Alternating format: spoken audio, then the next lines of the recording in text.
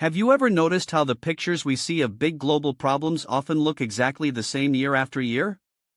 When we think about hunger in certain parts of the world, we usually imagine a very specific scene.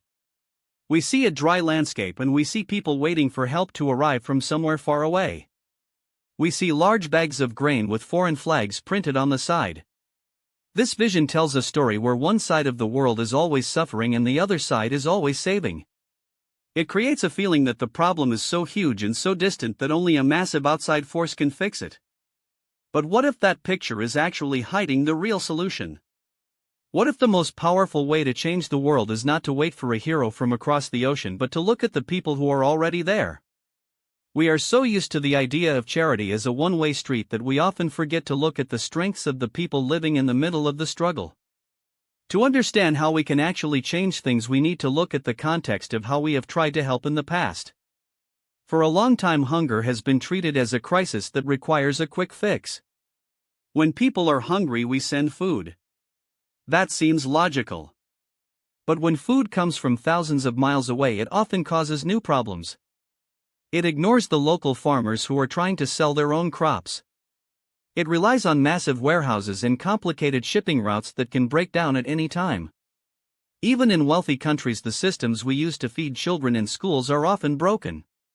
They rely on processed food that is not very healthy, and they create a lot of waste.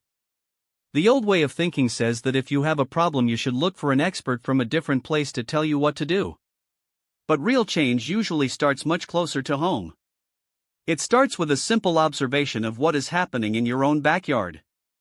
Imagine a student sitting in a classroom trying to learn while their stomach is growling. They cannot focus on the lesson because their body is screaming for energy. This is not just a lack of calories. It is a thief.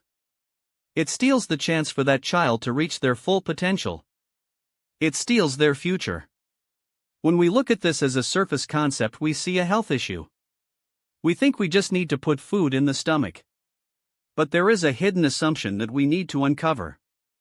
We often assume that poor communities lack the resources to take care of themselves.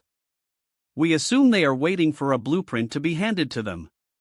This assumption is dangerous because it makes us ignore the ingenuity and the hard work that already exists within those communities. People are not just waiting for help. They are already working and they are already looking for ways to support their families. The real missing piece is not a lack of will or a lack of intelligence. It is a lack of a system that connects the strengths of the people to the needs of the children. When we look at the structural pattern of how communities grow, we see that things work best when everyone has a stake in the outcome. Think about a local farmer who grows beans. In the old system, they might have to sell their crop for a very low price to a middleman who ships it far away. At the same time, the local school might be waiting for a shipment of imported food to arrive. These two groups are right next to each other, but they are not connected. If we change the pattern, we create a loop. The school buys from the farmer. The farmer gets a fair price and can grow their business. The children get fresh local food that was harvested just a few days ago. This is not just a meal. It is an economic engine. It turns a simple lunch into a way to build a whole neighborhood.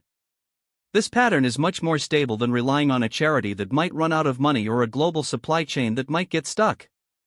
It creates a sense of ownership. When parents contribute a small amount to the meal and when local women run the kitchens, the system belongs to them. It is not something being done to them. It is something they are doing for themselves. This leads us to a powerful reframing of the whole problem. Instead of seeing hunger as a burden that the rest of the world must carry, we can see school feeding programs as a bankable social safety net. It is one of the smartest investments a society can make. If a child is fed in school, they stay in school. If they stay in school, they learn. If they learn, they become part of a global workforce that can solve even bigger problems. In a place like Africa, where the population is growing faster than anywhere else, these children are the future of the entire planet. Feeding them is not an act of pity. It is an act of preparation for the world we all share. We can stop looking for a perfect model from the outside and start building models based on local reality. This means using technology in smart ways like wristbands that allow kids to tap and eat, which makes the process fast and dignified.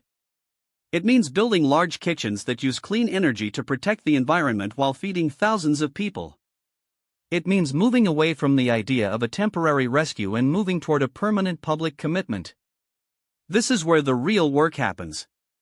It happens when local organizations partner with governments to make sure that food is treated as a right, not a gift. When a government puts school meals into its budget, it creates a promise that will last longer than any single project. It means a child can count on a meal tomorrow and next year and the year after that. This stability allows families to plan, and it allows children to dream.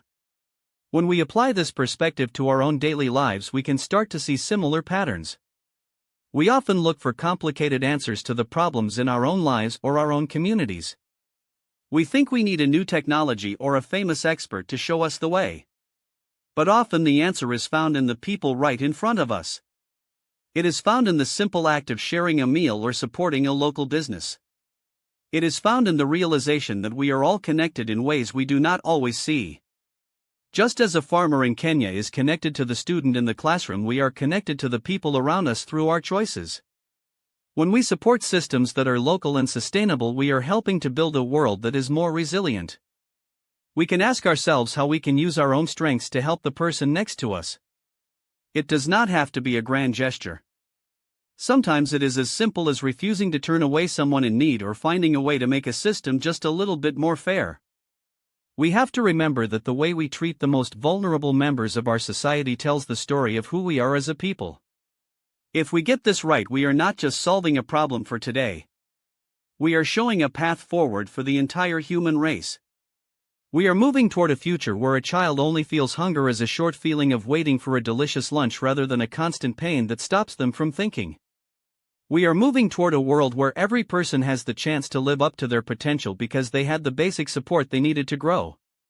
This is not a story about one continent or one country. It is a story about all of us.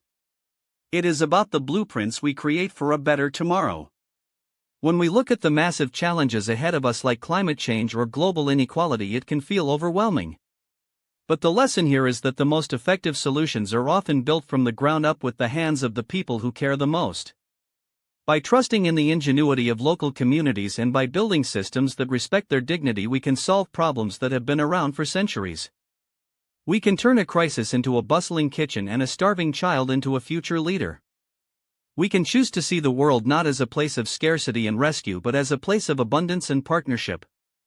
The spirit of generosity that starts in a small home can grow to feed millions if we build the right systems to support it. It is a long journey, but every meal served is a step in the right direction.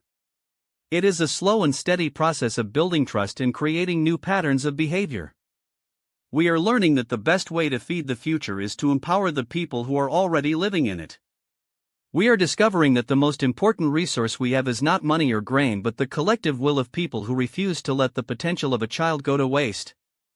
As we think about the kind of planet we want to leave behind, we have to look closely at how we take care of each other today. If we can solve the oldest problem in human history by looking at the strengths of the people right in front of us, what other impossible challenges might we be able to overcome by simply changing where we look for the answer?